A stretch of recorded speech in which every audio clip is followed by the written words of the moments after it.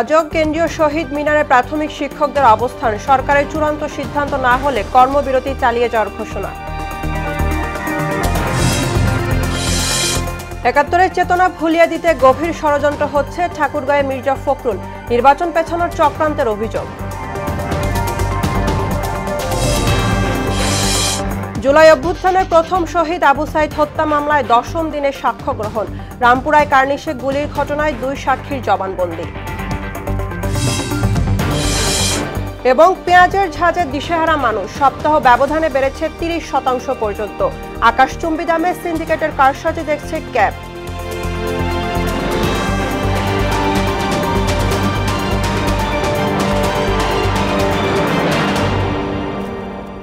আসসালামু আলাইকুম, সবাইকে মোহনা সংবাদে স্বাগত। শুনছিলেন শিরোনাম, পুরো সংবাদের সঙ্গে আছি আমি বুশরা জাহানিমা। সরকারের আশ্বাস নয়, দাবি দেওয়ার বিষয়ে প্রজ্ঞাপন জারি না হওয়া পর্যন্ত অবস্থান কর্মসূচি চালিয়ে যাওয়ার ঘোষণা দিয়েছেন সরকারি প্রাথমিক বিদ্যালয়ের সহকারী শিক্ষকরা। ফলে ৩ দফা দাবিতে কর্মবিরতি ও অবস্থান কর্মসূচি তৃতীয় দিনে গড়িয়েছে। সকাল থেকে কেন্দ্রীয় শহীদ মিনারে স্লোগান ও বিক্ষোভে অংশ নেন দেশের বিভিন্ন প্রান্ত থেকে আসা শিক্ষকরা। তারা বলেন, শিক্ষকতার মর্যাদা ও আর্থিক নিরাপত্তা নিশ্চিত করতে এখনই পদক্ষেপ নিতে হবে।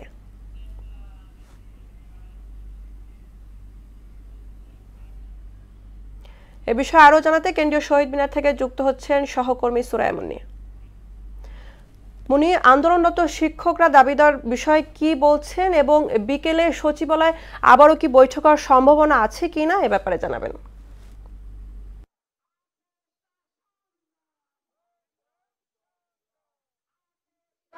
ইমা, আপনাকে জানিয়ে রাখছি, গতকাল সকাল থেকে কিন্তু এই যে এখানে কেন্দ্রীয় শহীদ মিনারে সারা দেশ থেকে শিক্ষকরা এসেছিলেন অবস্থান কর্মসূচি ঘোষণা করার জন্য, এবং তারা একে একে এখানে অবস্থান করেছেন। তারা সেই গতকাল সকাল থেকে এখনো পর্যন্ত এখানে অবস্থান করছেন এবং তাদের বেশ কিছু দাবি নিয়ে, মোট 3টা দাবি তাদের মূল দাবি, সেই দাবিগুলো নিয়ে তারা এখানে এসেছেন।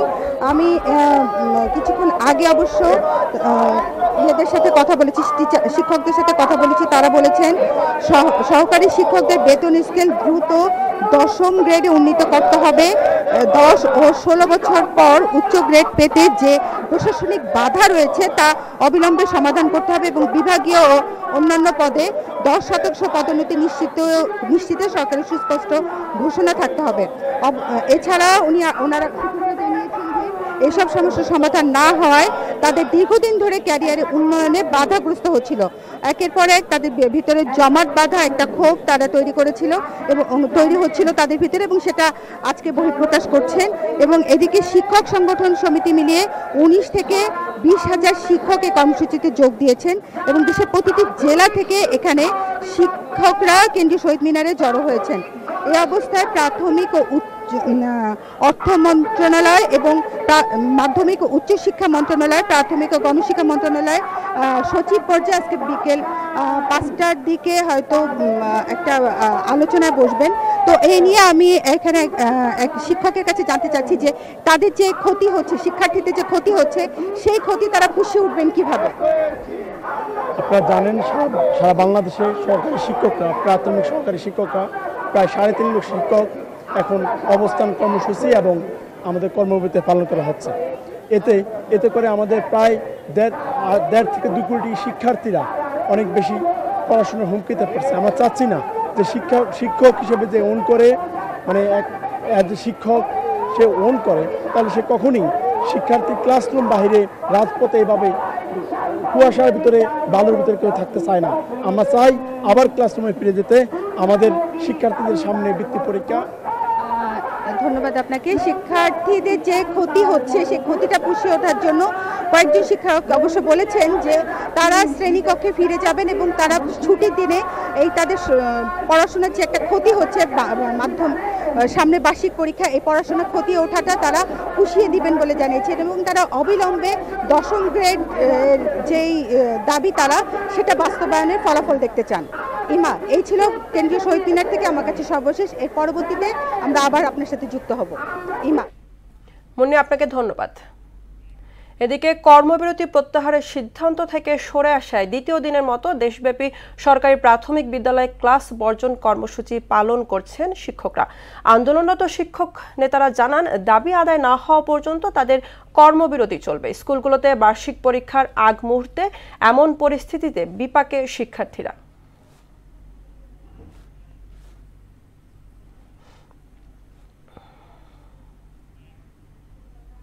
সরকারি প্রাথমিক বিদ্যালয়ে কর্মবিরতির খবর জানাতে ময়মনসিংহ থেকে যুক্ত হচ্ছেন সহকর্মী রূপায়েত বাপ্পি।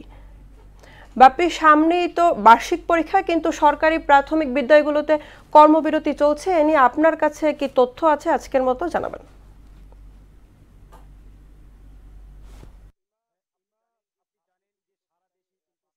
প্রাথমিক বিদ্যালয়ের যে শিক্ষক তাদের কিন্তু কর্মবিরতি চলছে, সেটা কিন্তু দ্বিতীয় দিনের মতো কিন্তু ময়মনসিংহ তারা কর্মবিরতি পালন করছেন, ক্লাস বর্জন করেছেন। তো আমি এখন আছি নগরীর যে নৌমহল সরকারি প্রাথমিক বিদ্যালয়, সেই প্রাথমিক বিদ্যালয় ঘুরে দেখেছি যে তারা যেটি বলছেন যে শিক্ষকদের উপর যে হামলা হয়েছিল সেই হামলার প্রতিবাদ জানিয়েছেন, এবং তারা বলছেন যে হামলা যারা হামলা করেছে তাদের বিচার না হওয়া পর্যন্ত কিন্তু এবং তাদের যে দাবি সেই দাবি পূরণ না হওয়া পর্যন্ত কিন্তু তারা তাদের আন্দোলন চালিয়ে যাবেন। তো আমি একজন শিক্ষিকার সাথে জানতে চাইবো যে এই যে আজকে আপনাদের কি কি কর্মসূচি আছে এবং পরবর্তীতে কি সিদ্ধান্ত আপনাদের? আমরা আসলে আমাদের দাবি না মানা পর্যন্ত এবং আমাদের যে সহকর্মীরা আহত হয়েছে তাদের বিচার না হওয়া পর্যন্ত আমরা আসলে এই কর্মবিরতি পালন করেই যাব। আমরা জানি না এই কর্মবিরতি আসলে কতদিন পালন করব, আর আমাদের কর্মবিরতিটা আমরাও চাচ্ছি না যে অনেকদিন আমরা এই কর্মবিরতি পালন করি, কারণ আমরাও চাচ্ছি ক্লাসে ফিরে যাই, কারণ আমাদের ছোট ছোট শিক্ষার্থীদের অনেক ক্ষতি হচ্ছে, সেই ক্ষতি আমরা চাচ্ছি না। আমরা কর্তৃপক্ষের কাছে তাই আমার দাবিটা মেনে নিবে এবং আমাদের এই শিক্ষকদের উপর যে এই হামলার বিচার করে নিবে, আমরা তত তাড়াতাড়ি আমরা ক্লাসে ফিরে যাব। তো ইমা, শুনছিলেন যে এখানে যারা আন্দোলনরত শিক্ষক আছেন তারা বলছেন যে যত দ্রুত তাদের দাবি মেনে নেওয়া হবে তত দ্রুতই কিন্তু। ইমা, এই ছিল আমার কাছে ময়মনসিংহ থেকে শিক্ষকদের আন্দোলনের সর্বশেষ। ইমা। বাপ্পি, আপনাকে ধন্যবাদ। ৭১-এর চেতনা ভুলিয়ে দিতে একটি মহল গভীর ষড়যন্ত্রে লিপ্ত এমন অভিযোগ করে বিএনপি মহাসচিব মির্জা ফখরুল ইসলাম আলমগীর বলেন, তারা দেশের স্বাধীনতাকে গিলে খাওয়ার চেষ্টা করছে। সকালে ঠাকুরগাঁও জেলা মুক্তিযোদ্ধা কমপ্লেক্স ভবনে এক মতবিনিময় সভায় প্রধান অতিথির বক্তব্যে তিনি একথা বলেন। নির্বাচন বানচালের ষড়যন্ত্র চলছে জানিয়ে মির্জা ফখরুল বলেন, ভোট পেছানো মানেই দেশের সর্বনাশ ডেকে আনা। এ সময় তিনি হুঁশিয়ার করে বলেন, জনগণের ভোটাধিকার কেড়ে নিয়ে কেউ ক্ষমতায় টিকে থাকতে পারবে না। একটি চক্র, একটি মহল যারা 1971 সালে পাকিস্তান হানাদার বাহিনীর সঙ্গে যোগ সাজস করে এই দেশের মুক্তিযোদ্ধাদের হত্যা করেছিল, তার পরিবারদের হত্যা করেছিল, তাদের মেয়েদেরকে তুলে দিয়েছিল খান বাহিনীর হাতে, তাদের সঙ্গে এই দেশের মানুষ আপোষ করতে পারে? আজকে যে চক্রান্ত ষড়যন্ত্র চলছে নির্বাচনকে বানচাল করে দেওয়ার, নির্বাচনকে পিছিয়ে দেওয়ার, সেই নির্বাচনকে পিছিয়ে দেওয়া মানে আমাদের সর্বনাশ হওয়া, এদেশের সর্বনাশ হওয়া। কারণ এখন একটা নির্বাচিত সরকার খুব দরকার। এই সরকারটা এখন তাড়াতাড়ি নির্বাচন করবে। আমরা চাই যে অন্তর্বর্তীকালীন সরকার আমরা সম্মান করি, শ্রদ্ধা করি, তিনি অতি দ্রুত আর কোনো কাল বিলম্ব না করে নির্বাচন তফসিল ঘোষণার ব্যবস্থা করবেন। জুলাই গণঅভ্যুত্থানকে দীর্ঘ ১৬ বছরের আন্দোলনের ফসল বলে মন্তব্য করেছেন বিএনপির স্থায়ী কমিটির সদস্য ডক্টর আব্দুল মঈন খান। ৪৩টি রাজনৈতিক দল দীর্ঘদিন ধরে তাদের অধিকার ফিরে পাওয়ার জন্য রাজপথে আন্দোলন করে আসছে বলেও জানান তিনি। সকালে গুলশানে বিএনপি চেয়ারপারসনের রাজনৈতিক কার্যালয়ে ৩৬ জুলাই শীর্ষক অ্যালবামের মোড়ক উন্মোচন অনুষ্ঠানে এসব কথা বলেন মঈন খান। তিনি জানান, ১৬ বছর ধরে গুম, খুন, নিপীড়নের শিকার হয়েছে বিএনপি নেতাকর্মীরা। এটা কিন্তু শুধু ৩৬ জুলাই ছিল না, এটা ছিল দীর্ঘ ১৬-১৭ বছরে বাংলাদেশের লক্ষ লক্ষ মানুষের যে আত্মত্যাগ, তারই ফলশ্রুতিতে কিন্তু ৫ই আগস্ট এসেছে। জুলাই গণঅভ্যুত্থানে প্রথম শহীদ রংপুরের আবু সাইদ হত্যা মামলায় বেগম রোকেয়া বিশ্ববিদ্যালয়ের সাবেক ভিসি হাসিবুর রশিদ সহ ৩০ আসামির বিরুদ্ধে ১০ম দিনের সাক্ষ্য গ্রহণ শুরু হয়েছে। দ্বাদশ সাক্ষী হিসাবে আজ জবানবন্দি দিচ্ছেন বেরোবির সাবেক শিক্ষার্থী আকিব রেজা খান। এদিকে জুলাই অভ্যুত্থানে রামপুরায় ছাদের কার্নিশে ঝুলে থাকা আমির হোসেনকে গুলি করা সহ দুজনকে হত্যার ঘটনায় ডিএমপির সাবেক কমিশনার হাবিবুর রহমান সহ ৫ জনের বিরুদ্ধে পঞ্চম দিনের সাক্ষ্য গ্রহণ চলছে। সকালে আন্তর্জাতিক অপরাধ ট্রাইব্যুনাল ১-এ সাক্ষ্য গ্রহণ শুরু হয়। আজ দুজন সাক্ষীর জবানবন্দি দেওয়া হবে। এ বিষয়ে আরও জানাতে আন্তর্জাতিক অপরাধ ট্রাইব্যুনাল থেকে যুক্ত হচ্ছেন সহকর্মী মেজবা রহমান। মেজবা, রংপুর এবং রামপুরার মামলায় সাক্ষ্য গ্রহণের বিষয়ে আপনার কাছে কি কি তথ্য আছে এ ব্যাপারে জানাবেন।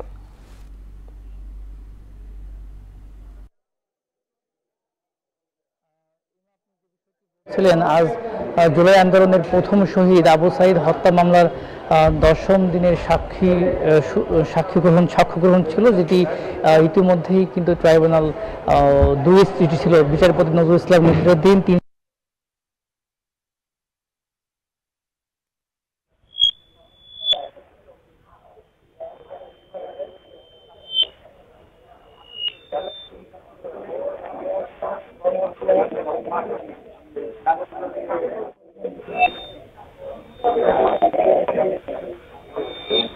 নিয়ে দিয়েছেন এবং আরেকজন সাক্ষী জবানবন্দি রেকর্ড করা হয়েছে।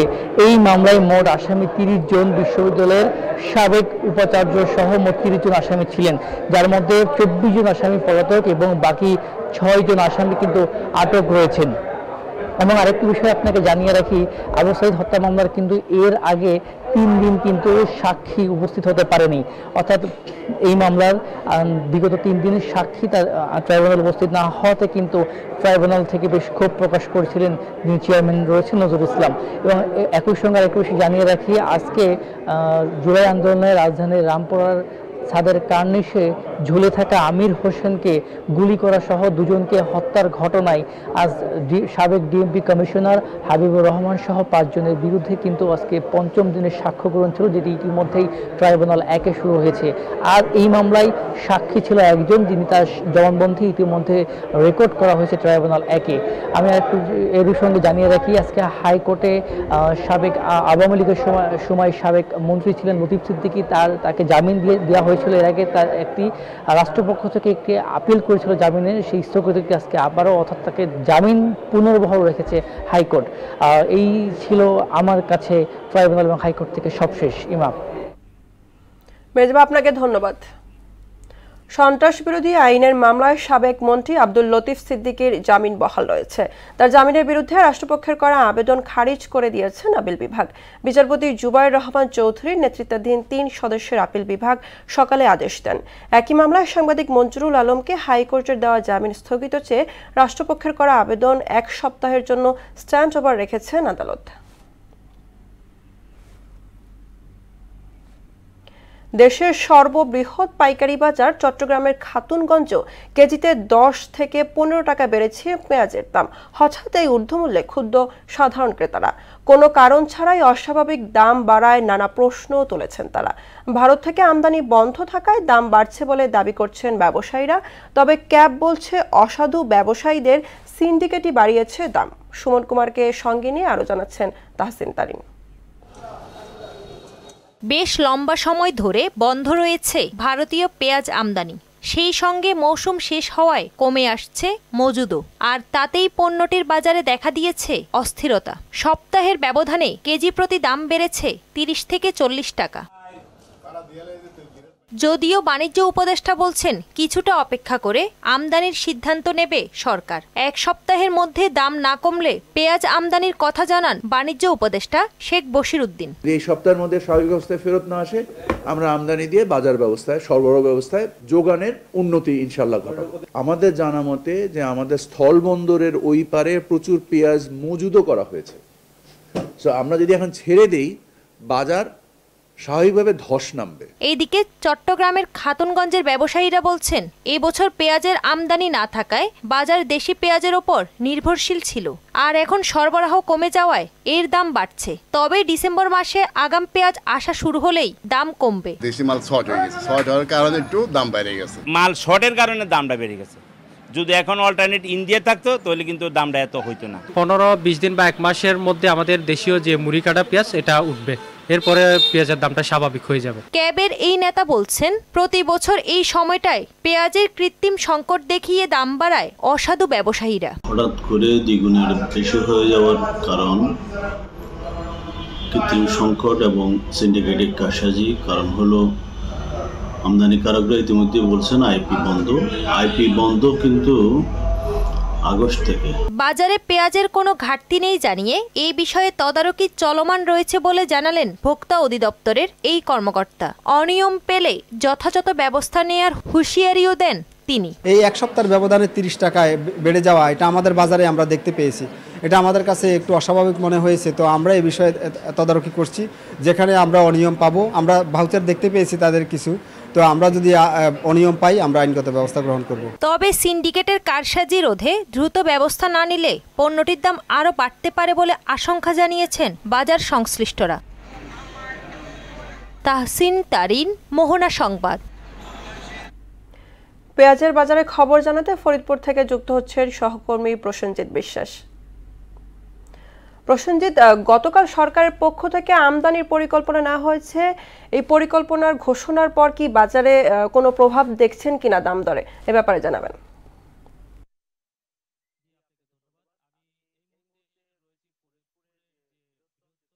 পেঁয়াজের হাট অর্থাৎ ফরিদপুরের সালথা এবং নগরকান্দা যে বেষ্টিত যে হাট রয়েছে সেই মাঝার দিয়ে নামক যে হাটে রয়েছে। এবং আমি যদি আপনাকে একটু দেখাই, যেখানে কিন্তু সকাল থেকে অর্থাৎ একবারে ভোর থেকেই কিন্তু শুরু হয় এই পেঁয়াজের যে বেচা কিনা, এবং 6টা থেকে শুরু হয় এবং দুপুরের নাগাদ কিন্তু লোড এবং আনলোড হয়। ইতিমধ্যে কিন্তু আপনারা জানেন যে আসলে পেঁয়াজের যে মৌসুম শেষ হওয়ার প্রক্রিয়া, এবং এখানে কিন্তু শেষ হওয়ার কারণে কিন্তু যে বাজারে যে অস্থিতিশীল সেটি কিন্তু এখানে কিন্তু একটু লক্ষ্য করা যাচ্ছে। এবং এখানে স্থানীয় যে প্রশাসনের তেমন কোনো নজর এবং আমরা ইতিমধ্যে দেখছি না। এবং সেই সাথে এখানে আমি যদি আরেকটি বিষয় বলি যে পেঁয়াজের যে উৎপাদন সেটি কিন্তু আর 1 থেকে 1.5 মাস, আমরা যেটি জানতে পারলাম যে এখানে যে কৃষক তাদের কাছ থেকে জানতে পারলাম 1.5 মাস পর যে মুড়িকাঠা যে নামক যে পেঁয়াজ সেটি কিন্তু বাজারে আসবে, এবং তারপরে কিন্তু বাজারে স্থিতিশীলের কথা বলছেন। এখানে কিন্তু একজন কৃষক কিন্তু রয়েছে, কিন্তু তার কাছ থেকে একটু শুনবো যে আজকের যে আপনাদের যে পেঁয়াজের দাম কেন এত বেশি দাম হচ্ছে। আমাদের পেঁয়াজের দাম কৃষকের খরচ, পেঁয়াজের লাগানো খরচ, তার সারের খরচ, তারপর শ্রমিক খরচ, তার বীজের খরচ, বিভিন্ন খরচ বেশি। তার 1 মনে আপনার ছিল, এখন আছে 25 কেজি, এই কারণে এখন দাম একটু বেশি। তাই যদি এখন এই বাজারের কারণে কৃষক আগ্রহ থাকবে পেঁয়াজের রোপণের বেশি বেশি করবে। আর যদি এখন দাম কম থাকতো তাহলে কৃষক রোপণ কম করতো, দেশে আরো সংকট বেশি থাকতো। এই কারণে পেঁয়াজের দাম এখন একটু বেশি। আর বিভিন্ন 15-20 দিন পরে দেশে নতুন পেঁয়াজ আসলে তখনই বাজার স্থিতিশীল হবে। যে ধন্যবাদ আপনাকে। আপনি জানছিলেন যে দেশের যে পেঁয়াজের যে উৎপাদন, সেই উৎপাদনের যে সেই জায়গার থেকে কিন্তু আমরা জানাতে চেষ্টা করছিলাম যে আসলে পেঁয়াজের কৃষকদের যে 1 থেকে 1.5 মাস যে মুড়িকাটা পেঁয়াজ আসলেই তখন কিন্তু পেঁয়াজের উৎপাদন বেড়বে। এই ছিল সর্বশেষ সংবাদ। আমরা ফিরে যাচ্ছি স্টুডিওতে। প্রসেনজিৎ, আপনাকে ধন্যবাদ। মুন্সিগঞ্জে বিএনপির 2 গ্রুপের সংঘর্ষে 1 নিহত ও 1 জন আহত হয়েছে। মুন্সিগঞ্জ সদর উপজেলার মোল্লাকান্দি ইউনিয়নের চরডুমুরিয়া গ্রামে আধিপত্য বিস্তারকে কেন্দ্র করে সকালে এই ঘটনা ঘটে। গুলিবিদ্ধ অবস্থায় 2 জনকে হাসপাতালে নেওয়া হয়। বিষয়টি নিশ্চিত করেছেন মুন্সিগঞ্জ সদর থানার অফিসার ইনচার্জ। এই ঘটনায় এলাকায় উত্তেজনা বিরাজ করছে।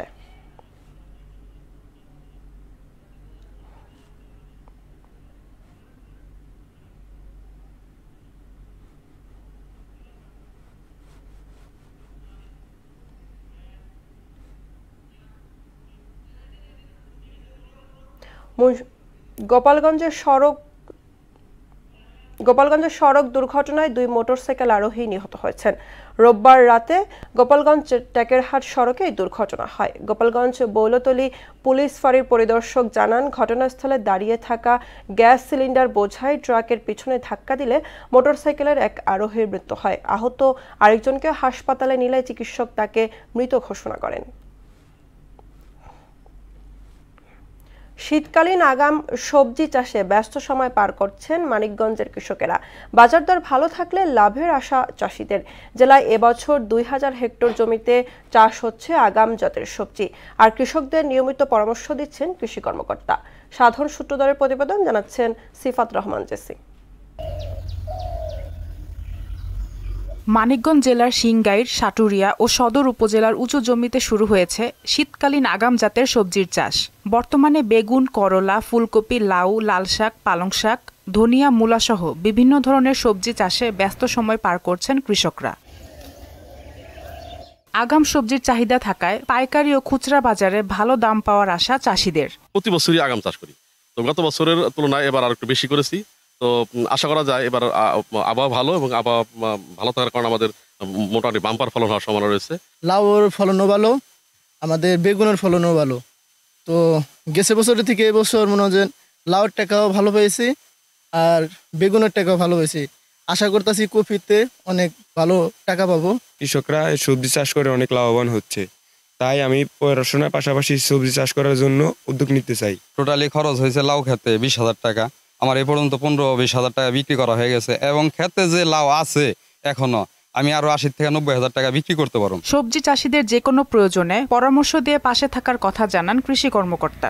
ঊর্ধ্বতম কর্মকর্তার নির্দেশ মোতাবেক আমার সম্মানিত কৃষকের যে কোনো প্রয়োজনীয় সবজির রোগ ও পোকা এবং দমন বিষয়ে সর্বক্ষণ কাছে থাকে এবং বিভিন্ন প্রয়োজনীয় পরামর্শ দিয়ে থাকি। কৃষি প্রণোদনা কর্মসূচির আওতায় কৃষকদের উন্নত জাতের আগাম সবজির বীজ, সার এবং কীটনাশক প্রদানের কথা জানান উপজেলা কৃষি কর্মকর্তা। কৃষি প্রণোদনা কর্মসূচির আওতায় মোট 665 জন কৃষককে বিভিন্ন প্রকার সবজির বীজ, এর মধ্যে 190 জনকে বিভিন্ন শীতকালীন সবজির বীজ এবং বাকিগুলো বিভিন্ন ফসল যেমন লাউ, বেগুন, শসা, মিষ্টি কুমড়া, প্রত্যেক কৃষককে 20 শতক জমির জন্য এসব ফসলের উপর বীজ এবং 10 কেজি করে ডিওপি সার ও 10 কেজি করে এমওপি সার প্রদান করা হয়।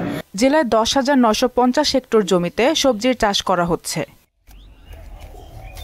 সিফাত রহমান জেসি, মোহনা সংবাদ। শেষ করব মোহনা সংবাদ, যাবার আগে শিরোনামগুলো আরো একবার।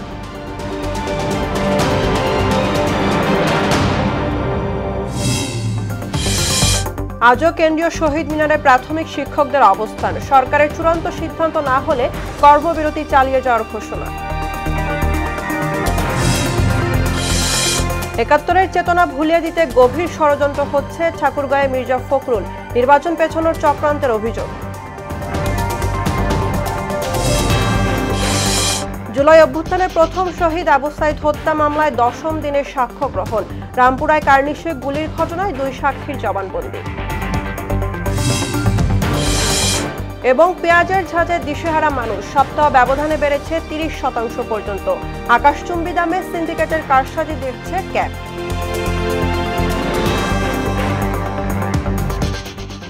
এই ছিল মোহনা সংবাদের। পরবর্তী সংবাদ বিকেল 5:30টায়। এর আগে বিকেল 3টায় দেখবেন সংবাদ এক নজরে। মোহনার সবশেষ খবর জানতে ভিজিট করুন www.mohana.tv। সংবাদ দেখতে পারেন ফেসবুক, ইউটিউবেও। এতক্ষণ সঙ্গে থাকার জন্য ধন্যবাদ।